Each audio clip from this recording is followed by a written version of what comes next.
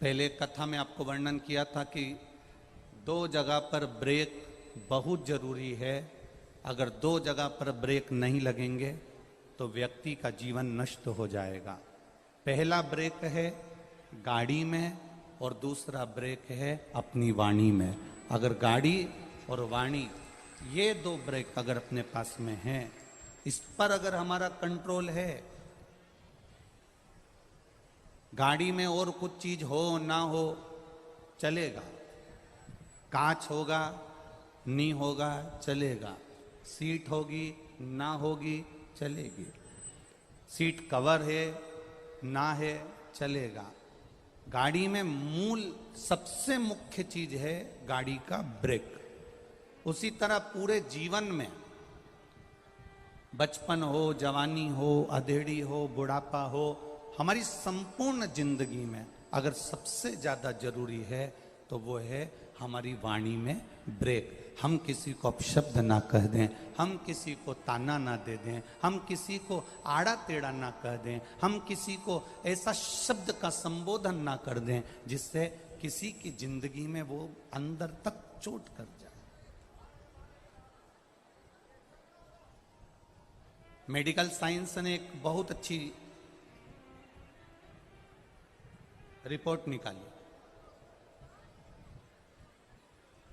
थोड़ा ध्यान देना कथा पर। मेडिकल साइंस ने एक बहुत अच्छी रिपोर्ट निकाली कि पूरे शरीर में कहीं पर भी घाव होता है, पूरे शरीर में कहीं पर भी चोट लगती है, पूरे शरीर में कहीं पर भी अगर चोट लग गई, पूरे शरीर में कहीं पर भी घाव हो गया, तो वो घाव इतनी जल्दी नहीं भराता जितनी जल्दी मान लो जीवान में अगर घाव हो गया, जिह्वा में अगर घाव हो गया तो वो शीघ्र भरा जाता है, शीघ्र भरा जाता है।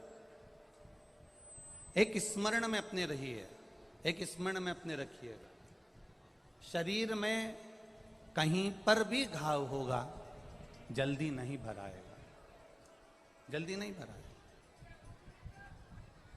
शरीर में कहीं पर भी घाव होगा वो जल्दी नहीं भराता है, पर जिह्वा पर अगर घाव हो गया तो वो जल्दी भरा जाता है।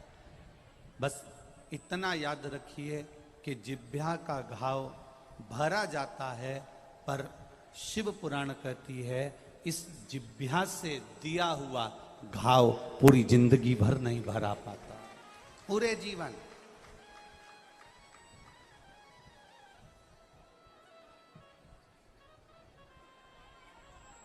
जिह्वा का घाव जल्दी भरा सकता है, पर जीवान से दिया हुआ जो घाव है, अपनी वाणी से दिया हुआ जो घाव है, अपशब्द जो बोले गए हैं, ताना जो दिया गया है, आड़ा टेढ़ा जो कहा गया है, वो घाव नहीं भरा।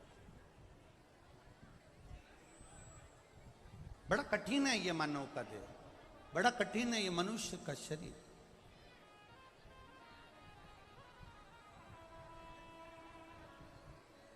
शंभु शरणे पड़ी मांगू घड़ी रे, दुख काटो दया करी ने दर्शन आपो, दया करी ने दर्शन।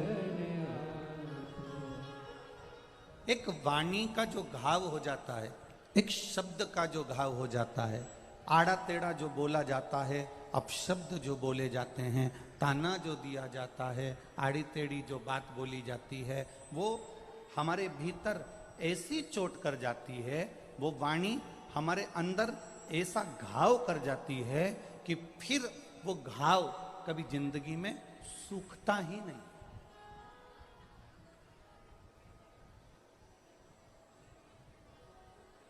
वो घाव पूरी जिंदगी में कभी नहीं सूखता। हम पहले भी आप लोगों को कथाओं में कहे हैं, आज फिर आप लोगों से कथाओं में कह रहे हैं, एक बात का स्मरण अपने भीतर रखना, सब कुछ तोलो, शक्कर तोलो, गुड़ तोलो, मिर्ची तोलो, नमक तोलो, अचार तोलो, पापड़ तोलो, पर शिव पुराण कहती है अपनी वाणी को भी जरूर तोलना। और जब अपनी वाणी को तोल कर बोलोगे तो वो एक अलग से सुख का अनुभव करा देती है।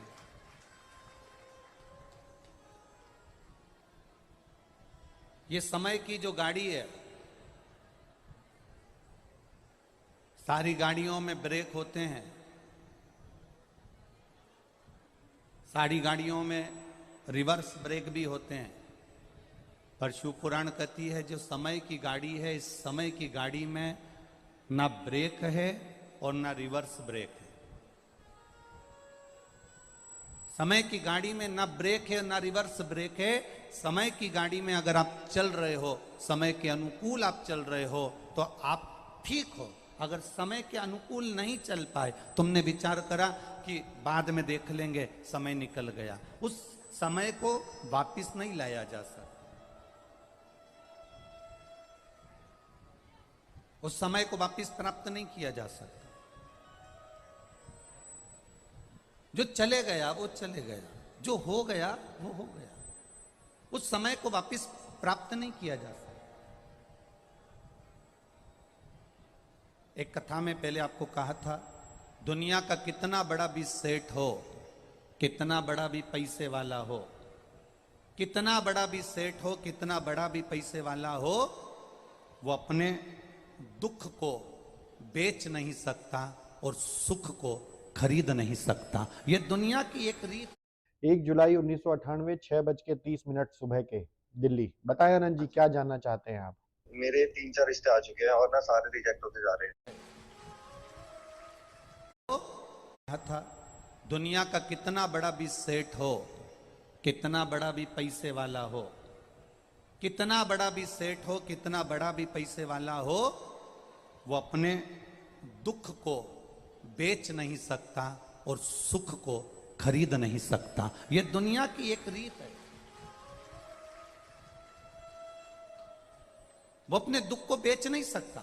दुनिया का कितना बड़ा भी पैसे वाला होगा, वो दुख नहीं बेच सकता। उसके शरीर में अगर कष्ट हो गया, हाथ में अगर घाव हो गया, मुख में अगर तकलीफ हो गई, गले में तकलीफ हो गई, पाँव में तकलीफ हो गई, कमर में तकलीफ हो गई, हाथ पैर में कहीं तकलीफ हो गई, उसके परिवार में कोई तकलीफ हो गई, उसके घर में कोई कष्ट हो गया, कोई तकलीफ हो गई, दुनिया का कितना बड़ा भी सेठ होगा और दुनिया का कितना बड़ा भी धनपति होगा, वो अपने दुख को किसी को बेच नहीं सकता। अगर शरीर में पाँव में चोट लगी है और वो पड़ोसी से कह दे कि मैं तुझे 500 रुपये दूंगा, 10,000 रुपये दूंगा, मेरी बीमारी को तू ले ले।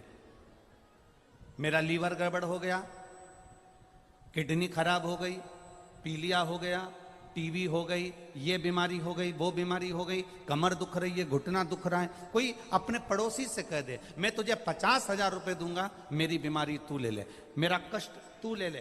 दुनिया का कितना बड़ा भी सेठ होगा, कितना भी पैसे वाला होगा, वो अपने दुख को किसी को बेच नहीं सकता। और कितना बड़ा भी पैसे वाला होगा तो वो दूसरे का सुख खरीद नहीं सकता। उसकी जिंदगी में जो लिखा है, ललाट में जो वर्णन किया गया है, जो कर्म गति से लिखा गया है, वो उसको भोगना ही है।